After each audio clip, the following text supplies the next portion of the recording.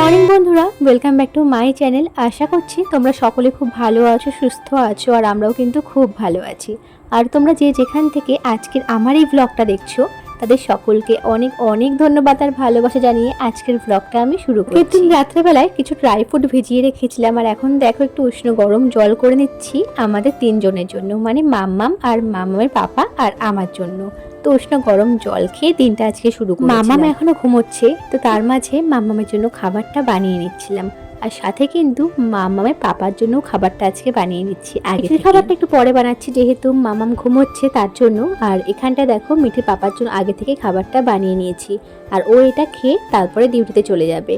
আর দেখো এখানটায় কাজ করতে করতে আমি কিছু ছোলা বাদাম খেয়ে নিচ্ছি। এমনটাই হয়, সকালবেলা ঘুম থেকে উঠে আর নিজের জন্য যত্ন নিতে পারি না, তো কাজ করতে করতে কিছুটা খেয়ে আজকে মামামকে একটু সুজি ভাবলাম খাওয়াবো, তো তার জন্য সুজিটা করে নিয়েছি আর একটু কলা দিয়ে সুজি দিয়ে মামামের খাবারটা আমি তৈরি করেই রেখেছিলাম। মামাম দেখো ঘুম থেকে উঠে গেছে, এখন ও জামাটা একটু চেঞ্জ করিয়ে দিলাম, তারপর একটু ফ্রেশ করিয়ে তারপরে কিন্তু ওকে আমি সকালবেলার ব্রেকফাস্টটা করি। মামামের খাবারটা তৈরি করে রেখেছি, আর আমার খাবারটা তোমরা যে দেখতে পেলে ওটাই আজকে খেয়ে নেব। আর আগের দিন রাত্রেবেলা না একটু বেশি করে ড্রাই ফ্রুটটা ভিজিয়ে রাখি, যেহেতু তিনজনেরই মোটামুটি খাবারটা সকালবেলায় হয়ে যাবে, আর আমার তেমন একটা খাওয়া হয় না, ওগুলো একটু বেশি করে ভিজিয়ে রাখি, যার জন্য ওগুলো একটু সকালবেলায় মাম্মাকে একটু জল খাইয়ে দিচ্ছি। আর জলটা কিন্তু সকালবেলায় ঘুম থেকে ওঠার পরপরই খেয়ে নেয়।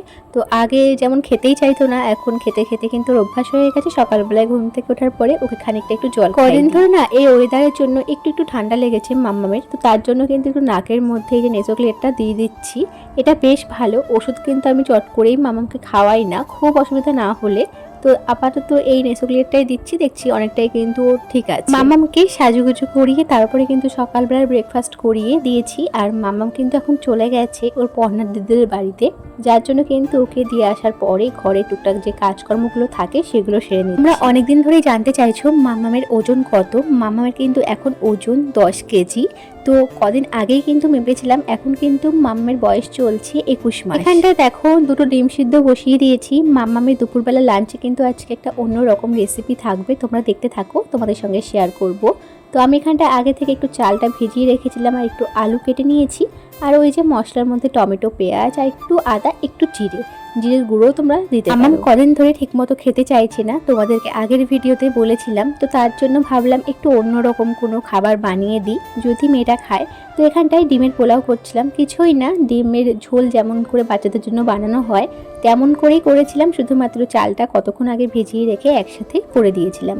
রেসিপিটা তোমরা দেখতে চাইলে পরবর্তী ব্লগে তোমাদের সঙ্গে শেয়ার করে দেব।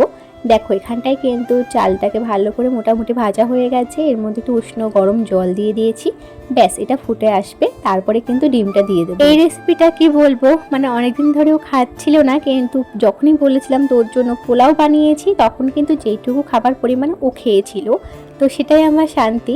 তো দেখো রান্নাটা এদিকটায় আমার হচ্ছিল, আর এখানটায় আমি কিছু বাসন ছিল সেগুলো ধুয়ে নিয়েছিলাম, আর এখানটায় মাছ এনেছিল বাবু, তো সেটা না ভালো করে ধুয়ে তারপরে এখানটায় একটা কৌটোর মধ্যে ভরে রেখে দিচ্ছি, ফ্রিজে এটাকে রেখে দিই। আমার মনে হয় মামামের ওজনটা একটু কম আছে, যেহেতু অনেকদিন আগে ডাক্তারবাবুকে দেখিয়েছিলাম মামামকে, তো তখন মিঠি একটু ঠান্ডা লেগেছিল, আর তারপরে আর মামামকে কোনো রকম ডাক্তার আমি দেখাইনি, যেহেতু সুস্থই আছে। সুস্থ থাকলে কেন বেকার বেকার ডাক্তারের কাছে নিয়ে যাব, বেকার বেকার ওষুধ কেন খাওয়াবো তোমরাই বলো। তো তার জন্য আর ডাক্তার দেখানো হয়নি। তো আমার মনে হয় মামামের ওজনটা একটু কম আছে, তো সেদিকে একটু চিন্তিত রয়েছি।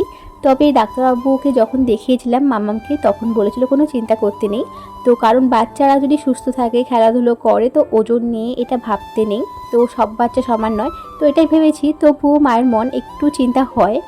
আমাকে যেগুলো খাওয়ানো ঠিক খাওয়াচ্ছি, তবে ওর খাবারের পরিমাণটা ভীষণই কম, ও একদমই ঠিকমতো খেতে চায় না, মানে অনেক জোর জবরদস্তি করে কিন্তু খাওয়াতে হয়, আর যেটুকু খাবার সেগুলো খাবে না, একদমই কম পরিমাণে খায়, যার জন্য আমার মনে হয় ওর ওয়েটটা ঠিকমতো বাড়ছে না। যাই হোক ডাক্তারবাবুর কাছে যখন আবার নিয়ে যাবো ওয়েটটা আবার চেক করাবো, তোমাদের সঙ্গে আবার আমি শেয়ার করব। তখন কোথায় ছিলা? দিদিটার নাম কি? দিদি ভাইয়ের নাম কি? পর্ণা দি বলো। পর্ণা ভালো আদর করে? জেম্মার কাছে ছিল? চলো মাথায় কি, চলো চলো চলো ঘরে চলো, ঘরে চলো। হ্যাঁ আর নেই মা, একটু পর ভাত মামাম খাবো। যত বড় হচ্ছে ততই যেন ওয়েটটা ওর কমতে থাকছে, আর খাবারের পরিমাণটা যেন ততই কমতে থাকছে, আর ততই কিন্তু দুষ্টুমিটাও বাড়ছে।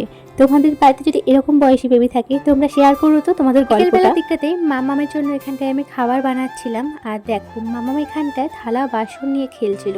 খেলনার থেকে ও এগুলো দিয়ে খেলতে বেশি পছন্দ করে। দুপুরবেলায় মামাম একটু ঘুমিয়েছিল, বিকেলবেলায় যখন ও ঘুম থেকে উঠলো ওর খাবারটা বানিয়ে ওকে খাইয়ে দিয়েছিলাম।